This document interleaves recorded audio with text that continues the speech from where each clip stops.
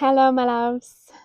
Welcome to Be for Vibrant. My name is Kellyanne, and I woke up with a ton of energy today. Did anybody else have like a little burst of energy? It's because we have a new moon in Sagittarius happening. Sagittarius is a fire sign, and yeah, there was just this burst of like creative energy and zing, zing, zing. It might be because of where I am in my menstrual cycle, or it might be because of the moon. It might be a lot of different factors. Maybe because I've been using breathe right strips to like actually breathe at night. I was sick recently and needed them and was like, actually, I kind of want to wear them forever. So if you can't breathe at night or you have a little bit of resistance, I highly recommend getting you some breathe right strips. They are not they're not expensive enough to not warrant wearing one every night or a few nights a week. Anyway, big energy. And the energy that I'm feeling that I want to bring to y'all and bring to your attention today is the energy of the power of being new. Now, excuse me. Now, when I was teaching the Divine Chaos course, I'm coming from a place of having been an educator and guide and mentor for at least 10 years now. Yeah, it was like 2015 when I started. 10 years of experience as a mentor, guide, educator, and the power of new was something that I started teaching during the Divine Chaos course. I think it was in 2020. That was the year when I had Colin Bedell teaching one of the workshops for that course. That was the year that I brought the power of being new into the fold of the Divine Chaos archives. And the beauty of that, the beauty of the power of being new, is recognizing the things that you learn if you are exposed to childhood versus adult education. Now, I assume that you're watching this as an adult and you're a fully grown person who is trying to better themselves in some way and do it in the most compassionate, beautiful, vibrant way possible. And I'll show you my pants that I just got from the thrift store that my inner child was like, it doesn't matter if you have anywhere to wear these. This is for me. My inner child was like, that's for me. We're not leaving without it. Um, when you see the difference between how adults learn and how children learn, you start to see that the stopgap is self-awareness. The ability to process in real time how other people might be perceiving you while you are doing the thing, while you're making mistakes, while you're getting it wrong, while you're taking chances and getting messy, and all of the Miss Frizzle isms that I love and that I resonate with. But for so many of us, because as adults, we're such perfectionists and we're so resistant to making mistakes, or we even like really shut people out of our lives when they make mistakes because we've learned that mistakes might hurt people and mistakes might cause really severe damage to ecosystems or to family units or to friendships or to client relationships. We've seen that mistakes can have really really drastic effects, and so we kind of distance ourselves from not only from making them but also from the people who make them as well, who fail forward. And I want to celebrate the people who fail forward. I want to celebrate that you can become a person who fails forward, as in learns to accept that when you are even in the throes of something that you think that you're really good at, that you think that you've matured in, that you think that you've developed to the highest peak that you could possibly, like you are at the top of your game, you are excellent at this thing. Even there, You can still make mistakes. You can still flub it. You can still be a human having a human day, meaning that not everything is going to go right all the time. And the power of being new is acknowledging that if you stay new in your perspective, in your mindset, and you allow yourself to come at things that you think that you even have it nailed from that perspective of, I might not nail it this time, or I might need to learn more before I can nail it for this particular circumstance, for this particular situation, then you find a flexibility that is really needed. So, what do you need for you to believe that being new and embodying and embracing the learner's mindset, the amateur's mindset, the fool's mindset? What do you need to be able to embrace that mindset? What do you need to let go of? Is it perfectionism? Is it your family's standards? Is it a boss's certain codes and rules that they have? Is it your own internalized belief of worthiness? What do you need to let go of so that you can embrace the flexible nature of, I could misstep at any point and I could get it done in a way that wasn't 100% exactly how I wanted to get it done. Wasn't 100% as good as I thought it could be. What would you have to let go of, and what would you need to actively embrace? Because you can't just like look at the things that are not good for you and say, okay, I release these things, they're not good for me. You create a void, you create space, you create a pocket when you release things. So what do you want to fill it with? Do you want to fill it with the embracing of imperfection? And let's even take the word perfection out of it. Embracing chaos, the chaos that comes from being a bunch of living cells that all work together, that are touching and bumping other cells all the time and other atoms all the time. The chaos. If you think about it, you sit in stillness and you breathe and you feel like air touching your skin, you're going to be like, oh, chaos. Because there's no control over where it's going or what it's doing. Is it embracing chaos? Is it embracing the attitude of worthiness, of like, there's nothing that I could do wrong because I'm always learning? So it's not wrong and it's not a mistake. It's a learning curve. It's it's taking me toward excellence. This learning curve here, every learning curve that I face is steering me toward the excellence that I envision in my mind, that I know I can achieve in my heart. What would you have to embrace in order to invoke the power of being new? And being new is a flexibility. It's a mindset that allows you to pivot and be fluid and accept the things that are coming to you as they come to you, rather than trying to change them immediately or control them immediately. You might even find that you are triggered by things that are not new to you, but because you notice, like, being triggered in real time. Sometimes when we're triggered by things that like set off our newness and our like, oh no, I'm an amateur alarm, we're like we're like way in the future. It's 2020 at that point. You know, it's super in hindsight that we realize that we have been triggered.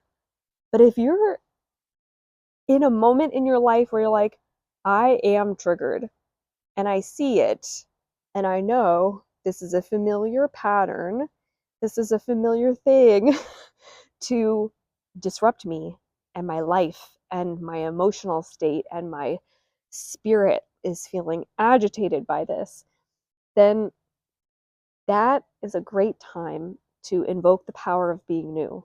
Because if you're able in real time, not in hindsight, but in real time, like right now in the present, to notice that you are triggered and to start to face it head on, that means that your body finally feels safe enough for you to address that trigger.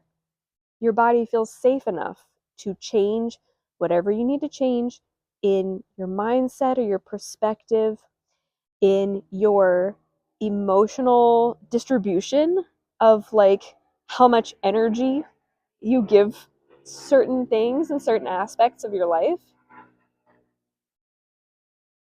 Hello. It means that your nervous system has become regulated enough, and you're surrounded by people who co-regulate with you so well that you finally feel safe enough to match your awareness, which is what we were talking about for the learning process, your awareness with the trigger, with the thing that's being learned. When children are learning, they don't have so much of a filter unless they have adults around them who don't let them make mistakes, and then their filter just ramps up very quickly and they don't get to be a child for very long, in the sense that they develop self-awareness far too soon and far too early. Like they develop a sense of self-awareness. It's not true self-awareness because it's generally just vigilance, hypervigilance, being on the lookout for a specific thing that makes parents and guardians mad, a specific kind of mistake, a specific kind of not good at this yet, that sets them off so that they can protect themselves and feel safe in their environment by regulating how other people feel around them. So there are some children, might have been you, who had to face all these so-called mistakes with way too much attention. But for many children, they get to do things poorly for long enough and frequently enough that they start to get better because they're enjoying it, because they're being flexible, because they're being fluid, because their curiosity has been preserved. So tap into that curiosity. When you feel that lesson coming up, when you feel a trigger coming up, when you feel like it's time to learn things in a different way and not punish myself for resisting how hard it is to think that I should have been better at this by now. Let that go and just come back to earth and say, I want to be curious about this because clearly this means something to me, but also if I have awareness about it and I'm present with it, then my body is telling me that we are safe enough now, this time. Because patterns come back. Patterns are cyclical. That's the whole thing about patterns, is they come back again and again and again. So if the pattern has come back and returned to you, and this is the moment where you get to actually acknowledge it while it's here and not in the past tense, like, oh my gosh, that's what I was going through. No, this is what I'm going through. If you're here and you're present with it, now is the time to be curious about it, to start asking questions, and not to dig so deeply into it as to make the feeling itself experience interrogation, but to ask questions from a gentle place of like, if I trust this person, or if I love this job, or if I normally feel good about the environment that I'm in, why did this thing hurt me? Why did this thing this time? Why is this the thing that needed my attention right now? Because I know that there's something to learn. I know that with all of this Sagittarius new moon energy. The new moon is dark. It's a blank slate. And if this is the time for you to clear the slate for one of your triggers, for one of your traumas, for one of your patterns, now it's time to do it with that childlike curiosity, which is what Sagittarius is all about. There's just this fiery energy to Sagittarius that kind of brings the innocence, kind of brings with it that it's almost like, you know, when you meet old folks who like don't give a shit anymore, but they act like a child. You know what I mean? Where they're at the point in their life where they're still curious about everything and they're still open to everything, but they know exactly what they hate. They know exactly what they don't like. That's the energy that we're bringing. It's like you listening to this right now are wise enough to know what your triggers and what your traumas and what your patterns are. And the power of being new is going to give you that. Well, I don't give a fuck about what other people think of me. I don't give a fuck about how other people are going to perceive me learning in this moment. So I'm not going to shut them out, and I'm not going to close all the windows and doors. I'm going to just start asking questions and maybe let it all hang out and maybe dig into my community and play with people who help me remember that being new and being fresh to things can bring a fresh perspective. Go out there and hang with the people who are going to give you that honest perspective that you need. I think that's the other thing that we need, that Sagittarius needs, is not to hear what they want to hear, but to hear what they need to hear. So if you're the kind of person who, when you are faced with something conflicting or something that's confronting you, an energy that you're like, oh, I feel like I know what to do in this situation, or I feel like I'm right about this. I feel like I know what the right thing to do is. The power of new, the power of being new asks of you not to assume anything. The power of being new asks you to do your best to go out and find that one person who's not going to tell you what you want to hear, but is going to tell you what you need to hear. Maybe that's a third party. Maybe that's a tarot or an oracle card reader, some kind of psychic out there, a third party who is going to be totally neutral about it. So if you need a neutral party and you need somebody to tell it like it is, and you need that fresh perspective, but from somebody who's going to be firm but gentle and honest with you, then go ahead and check out, in my caption there's a link to book a reading with me if you would like to. But you have friends. You have friends and other people in your life that you probably are thinking of right now. This person I know would agree with me that I'm right in this situation, and that's why I need to not talk to that person about it. I need to talk to this other person who's probably a Gemini or a Scorpio and is going to not tell me what I want to hear, but be honest with me and shake me from this pattern that I'm experiencing.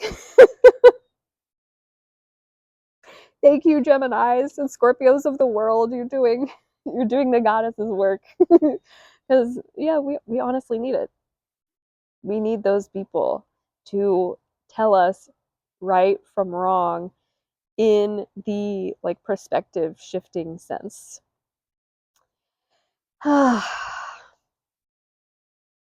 Let me know how this is sitting with you. And there are a lot of resources in the caption of this video and some of my recent videos as well on shifting your beliefs and nesting for your desires, like creating a safe space for your desires to feel welcome to come into your life. I'm not like a huge manifesting person, but I have manifested and it's gone well. So I share some of my tips in my most recent video, but If you look in the caption below, I've also got a lot of resources in my Patreon for um, getting unstuck. And if you feel like you're stuck in whatever pattern that you're experiencing, if you feel like you're stuck in a cycle of triggers and trauma, that you're just like, I'm riding the merry-go-round and it's not fun. I'm not even on the horse that's going up and down. I'm the one that sits still. If you are feeling any kind of that stuckness or feeling any need to just like liberate yourself from some of the connections that have been making you feel stuck, there are a lot of resources in the caption below, and I hope you go and check them out, or that you book a reading with me so that you can get that third person perspective in the case that you feel like you need it.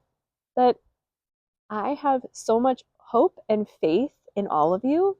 I trust you to know what the right thing is for you. That's why I don't give a whole lot of advice in my videos. I'm not like, do this and then do this and do this and I'm right. I'm just saying, these are some of the things that I have learned. And I always ask at the end, how are you feeling? What did you think? Share your perspective with me, because I know that there's always more to learn. And I'm on the lifelong learning journey, so the power of being new is with me too. Ooh, it's very scary, but scary exciting. It's scare exciting. Ah. So I'm here with you. I would love to hear how this sits with you in the comments. If you would bless me with some of your words. I love you so much. You're deserving of all the love you desire. And I hope you have a beautiful, wonderful rest of your day. Mwah.